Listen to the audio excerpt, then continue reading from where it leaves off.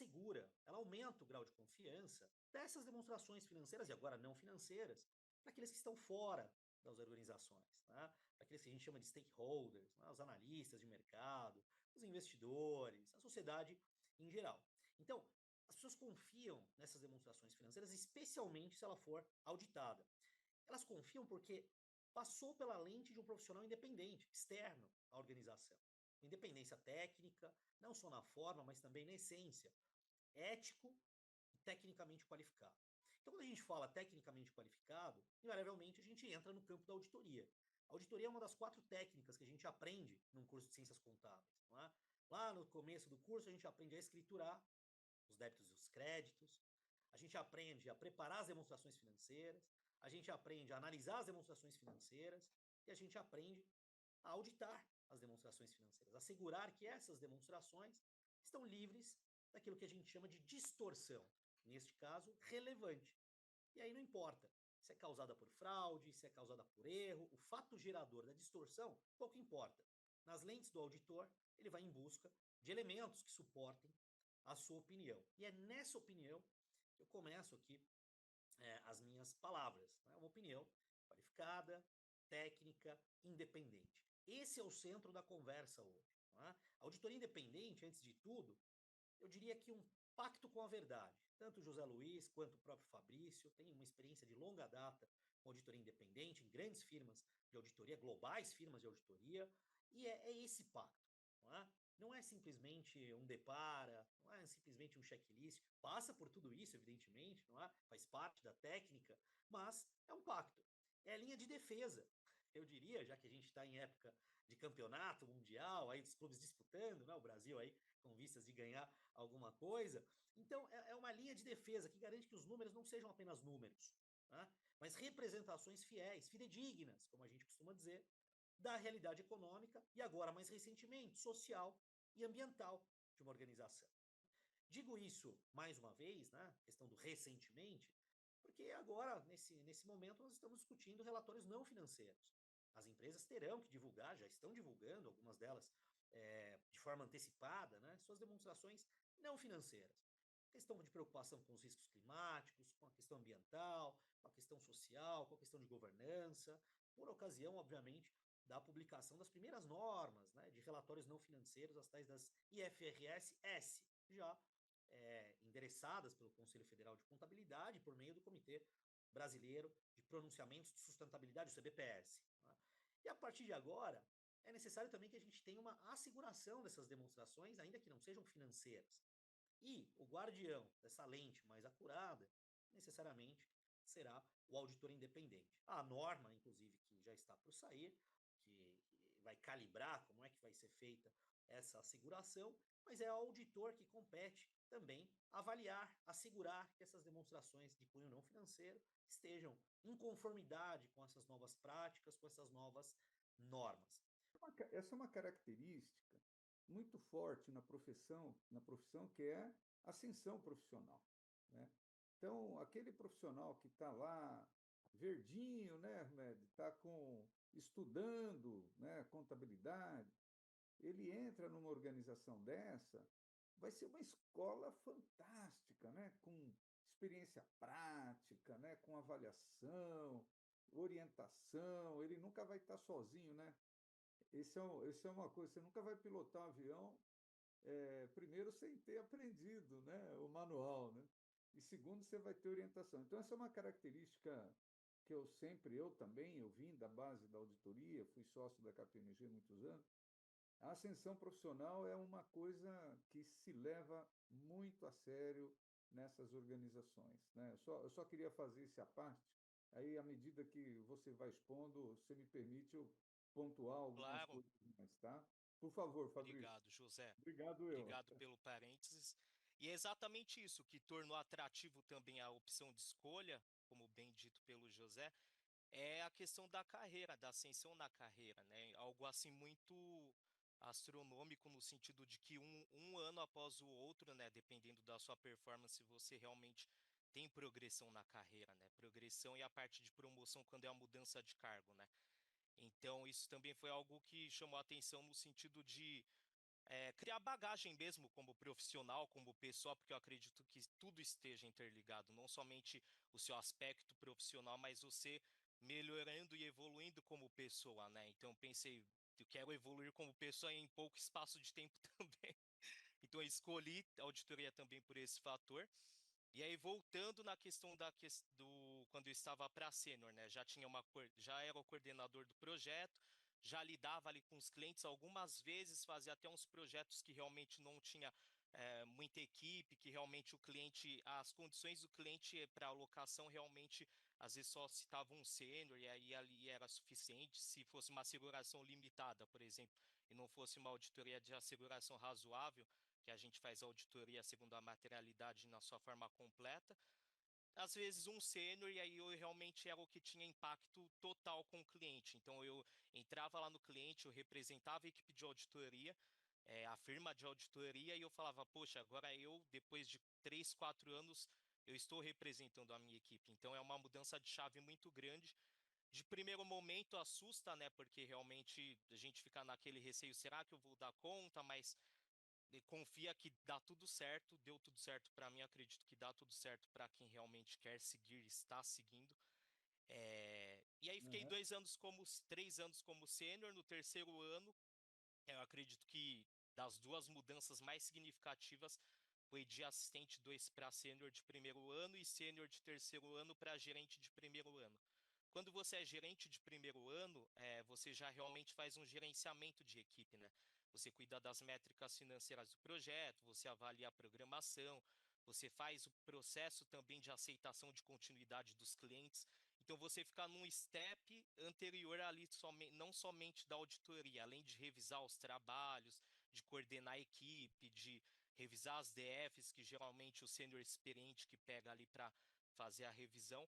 Então você tem outras funções adicionais dentro do processo de auditoria, mas também você tem outras funções adicionais dentro do processo administrativo. Então, muitas coisas você aprende da parte gerencial, da parte administrativa, que realmente você não tinha em outros anos. Acho que o primeiro ponto, pegando o gancho do que você mencionou com a correlação com outras áreas, né, que é o primeiro tópico que eu levantei aqui, eu acredito que daqui em diante a contabilidade, a auditoria, elas já estão e serão cada vez mais multidisciplinares. O que eu quero dizer com isso, né?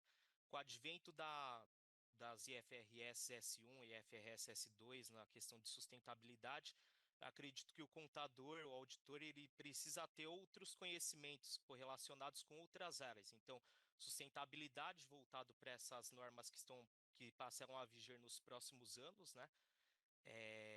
Tem a questão que foi mencionado no início da nossa pauta sobre tecnologia, inteligência artificial, que tem forte para o trabalho do auditor. O profissional tem que sim entender sobre questão de tecnologia, questão da parte digital, do trabalho em si digital, né? Então, e até a parte jurídica, econômica, enfim, é um multifacetado. Eu diria que o profissional, o auditor, para os futuros profissionais que estão desejando entrar aí na carreira de auditoria. E querendo ou não, isso é um ponto positivo, porque você não fica só limitado à questão contábil, à questão da auditoria, porque você migra para outras áreas. Eu vejo os jovens atualmente muito dinâmicos na questão do gosto pela questão de conhecimento, né? Muitos gostam ali de diversas coisas e eles conseguem mesclar diversos conhecimentos dentro da parte de auditoria e dentro da parte da contabilidade. É, o outro tópico correlacionado com correlação das outras áreas, né, ela é multidisciplinar, é a atualização constante, que está totalmente atrelado com a educação continuada, mencionado pelo José. Inclusive a pontuação de hoje, né, NBC PG 12 de 40 pontos ali por ano calendário. Além disso, o auditor e o contador eles precisam realmente estar atualizados, estudando todo o tempo. Acho que acho não, eu tenho certeza que para obter êxito e ser menos maçante, eu diria, você estudar um pouco por dia, não precisa também estudar aquele calhamaço de coisas todos os dias, mas aspectos novos, entrar em webinar, participar de ações, verificar com os órgãos reguladores o que eles estão ofertando para realmente você diversificar a questão de conhecimento, né, da sua a, absorção de conhecimento, né, que não tem somente uma forma, né. E abaixo eu também mencionei sobre os órgãos reguladores, e logo abaixo eu coloquei sobre a importância do papel dos órgãos reguladores. Então, acredito que a perspectiva para os futuros profissionais é eles entenderem o que de fato são os órgãos reguladores, até para eles terem ações dentro desses órgãos reguladores. Então, CRC, CFC, Bacen, SUSEP, Febraban, enfim, verificar o que cada uma é responsável, qual que é a importância e ver qual que pode ser a sua atuação dentro do seu trabalho como auditor ou contador. Obviamente, temos que tratar sobre o fortalecimento da ética e independência profissional, que isso daí é inerente para todos os contadores, inerente para todos os auditores, isso extrapolando a questão ali dos profissionais de auditoria e contadores para todos os profissionais como. Eu diria que na auditoria independente a gente tem dois caminhos a perseguir, né? Educação pelo trabalho, educação para o trabalho, né? Então, quando a gente fala em educação para o trabalho, é essa educação continuada, a formação técnica sólida em contabilidade, em normas internacionais, em normas de sustentabilidade, entendendo o cenário macroeconômico, né? O Fabrício comentou a questão da multidimensão, né, que nós temos aqui dentro da auditoria. Então, precisa saber de economia, precisa saber de cenários econômicos, PIB, inflação, para fins de fusões e aquisições, para fins de entender, né, o arrazoado que foi determinado ali para um determinado cliente, entender de direito para fins das provisões, né, dos julgados, para fins de registros fidedignos dentro da contabilidade. Então, essa presença em várias áreas, ela se dá pela educação, né, pela capacitação técnica. Mais recentemente, né, a gente tem visto aí um movimento em direção à questão da tecnologia, em direção à questão dos relatórios não financeiros. Então, isso é o que a gente chama de educação para o trabalho, né? Uma coisa não separada da outra. E educação pelo trabalho é aprender fazendo, né? Bom, eu sou professor de auditoria há muitos anos, né? Em 40 horas, num curso de ciências contábeis, a gente não consegue ensinar tudo que a gente gostaria de ensinar em auditoria. 40 horas é o que um trainee tem de educação na primeira semana dele, ali na firma. Né? Então, eu costumo dizer isso logo no início. Olha, vocês precisam aprender fazendo. Aqui a gente vai te dar o suporte, né, o alicerce mais técnico, a base, mas você vai aprender fazendo. Né? Claro, evidentemente, aprender fazendo implica numa reflexão técnica e ética contínua. Né? Então, adicionaria a isso também como uma perspectiva para futuros profissionais, um desenvolvimento de competências socioemocionais. Isso a gente não aprende nos livros. Né? Isso a gente aprende diante de pressão, diante de cenários, diante das questões comerciais, né, que circundam ali a auditoria independente. Então, acho que o Fabrício, acredito que o Fabrício tenha sido muito feliz, assim como o José Carlos, José Luiz Carvalho, na questão desses dois mundos, que correm em paralelo, mas sempre estão ali se tocando, e é necessário que assim aconteça, para que a gente tenha bons profissionais, cada vez mais qualificados, cada vez mais preparados, com um repertório cada vez mais elevado. É fundamental, fundamental mesmo. E aquele aspecto, né, Remédio, que a gente estava falando do início, da inteligência artificial, né? Ela é uma ferramenta, a inteligência artificial, né? Mas que sempre nós vamos precisar usar a inteligência natural para trabalhar com a inteligência artificial, né? É o que eu sempre coloco, a gente não pode abandonar a nossa capacidade, né, de julgar, né, de decidir, né? Isso, a inteligência artificial, pelo menos a de hoje, degenerativa, ela ainda não chegou lá e eu acredito que não chegará, né? Mas, considerando os tempos de hoje, né, a gente tem visto as empresas no setor industrial, no setor de serviço, assim como as consultorias, empresas de auditoria, estão usando a inteligência artificial como ferramenta de trabalho.